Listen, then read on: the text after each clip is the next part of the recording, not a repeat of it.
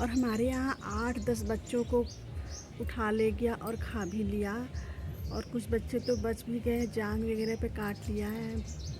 मैं तो अभी हमारे गांव में नहीं आया, लेकिन गांव के अगल बगल में आ गया है।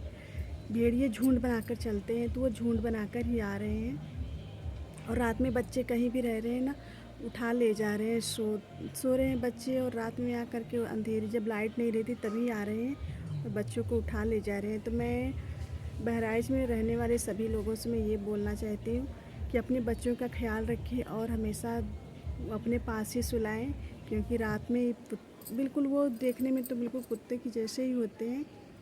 तो कोई समझ भी नहीं पा रहा है कि ये भेड़िया है, या फिर रात में दिखता नहीं है तो कोई समझ भी नहीं पा रहा है कि ये भेड़िया है या फिर कुत्ता है। तो अपने बच्चों का ख्याल रखिए। और एक तो 40 साल की लेडीज़ को भी मार दिया, आदमखोर जो भेड़िया है ना, वो मार दिया है। तो बहुत ही ज़्यादा हमारे इधर दिक्कत हो गई है। तो फ्रेंड्स, यही आप लोगों से बोलना था कि हमारे यहाँ इलाके में काफ़ी दिक्कत हो रही है।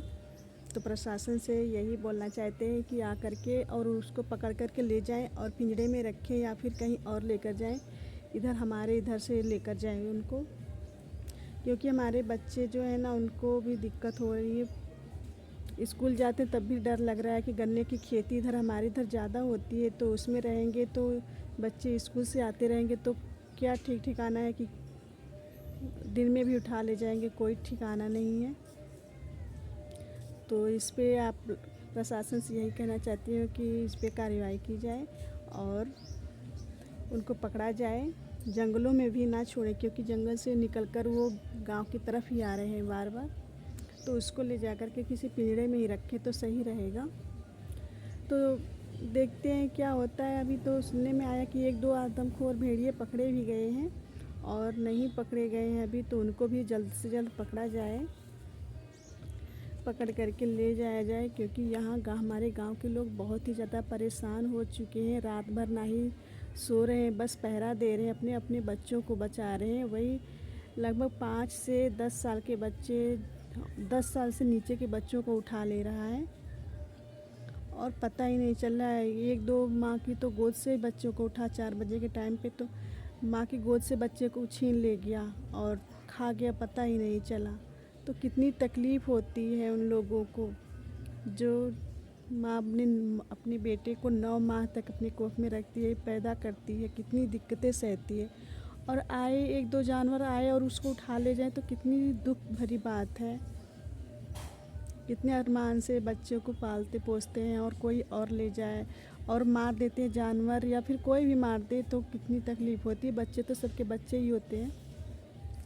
तो प्रशासन से यही कहना चाहती हूँ कि इस पे कार्रवाई की जाए और ध्यान दिया जाए।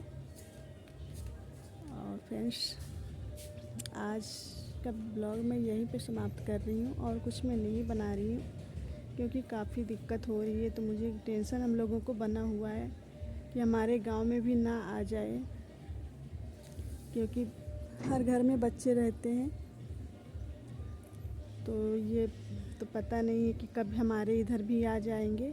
अभी हमारे मतलब वही 30-35 गांव में आतंक फैला रखा है उसने।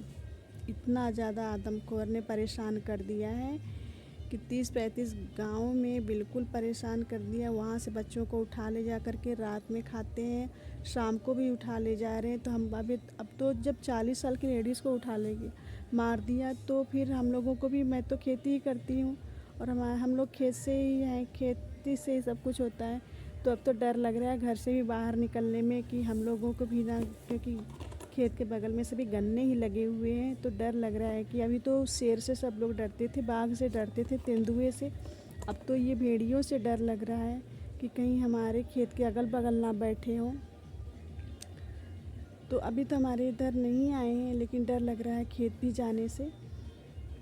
तो अगर वो पकड़े जाते हैं तो सही रहेगा। और फ्रेंड्स, मैं इतना ही कहना चाहती हूँ। तब तक के लिए अब आज का ब्लॉग मेरा यहीं पे समाप्त होगा। तब तक के लिए बाय बाय।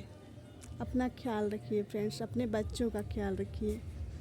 अगर आप बहराइच ज़िले से हैं तो